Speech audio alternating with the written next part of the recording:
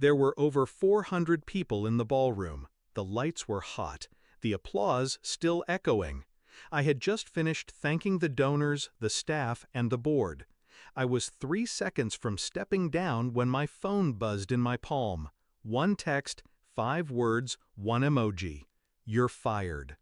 I stared at it for half a beat. Then I smiled, slow, calm. I held it up to the microphone. "I just got a text from my boss," I said to the glittering room. "It says, 'You're fired.'" Smiley face. Silence. Then, from the center of the room, a voice, sharp, furious, broke through the quiet. "The hell she is!" It was Marcus Albright, CEO of Calvex, our biggest sponsor.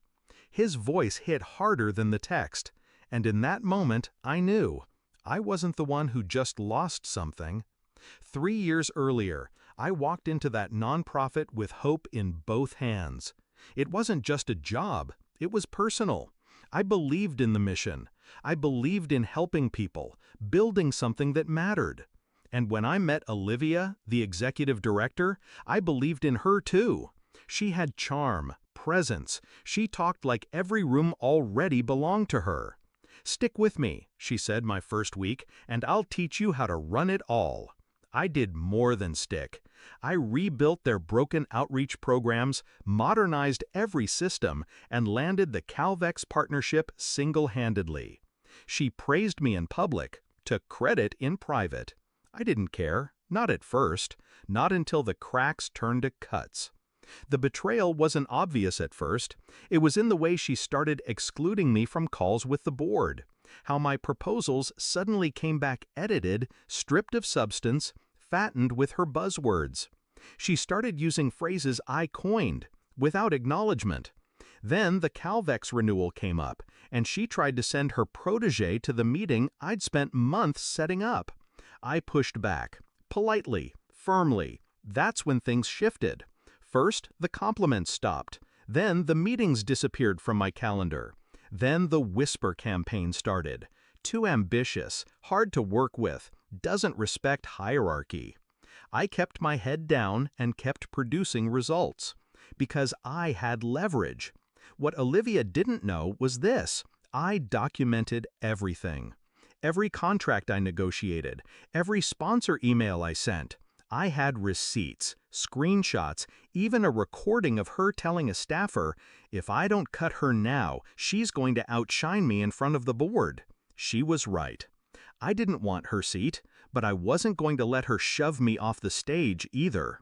I knew she'd try something at the gala. She couldn't stand how much attention I got every time Calvex praised my work. Couldn't stomach how their CEO requested me by name to host the night.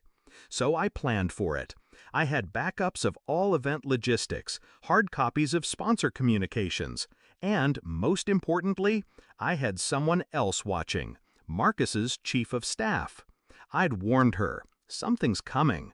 I just didn't know it would be a text. That text. On stage. 5 words meant to humiliate me. Instead, it backfired so hard she'll still feel it next year. When I read the message aloud, the silence was instant. And then Marcus stood up, all 6'4" of him, in a tux that probably cost more than my rent. His voice was fire and ice. "If that's true," he said, "then Calvex is done here, tonight." Gasps. Phones came out. Heads turned. Olivia was near the back, frozen, pale. I didn't look at her. I looked at Marcus. I nodded once and said, "I'll forward you the message." Then I stepped off the stage. She chased me outside, heels clicking like gunshots on marble. "You made me look like a monster," she hissed. I turned, calmly. "You did that yourself. I just read your words out loud." She looked around, panicked, as if image control could save her now. "Do you know what you've done?" "Yes," I said. "I've ended you." Politely. Calvex pulled their $2.5 million partnership the next day. So did 2 other sponsors. I didn't gloat. I didn't post online. But I did accept the private offer Marcus made me that week. to lead Calvex's new philanthropic foundation. Triple the pay, full autonomy, a seat at the table. No text emoji required. Now I run my own team. I choose who speaks, who gets credit, who is protected and empowered, not punished for shining too bright. I don't look back often, but when I do, I smile. Because Olivia thought she was ending my career in front of a crowd. Instead, she handed me the mic, and I rewrote the ending.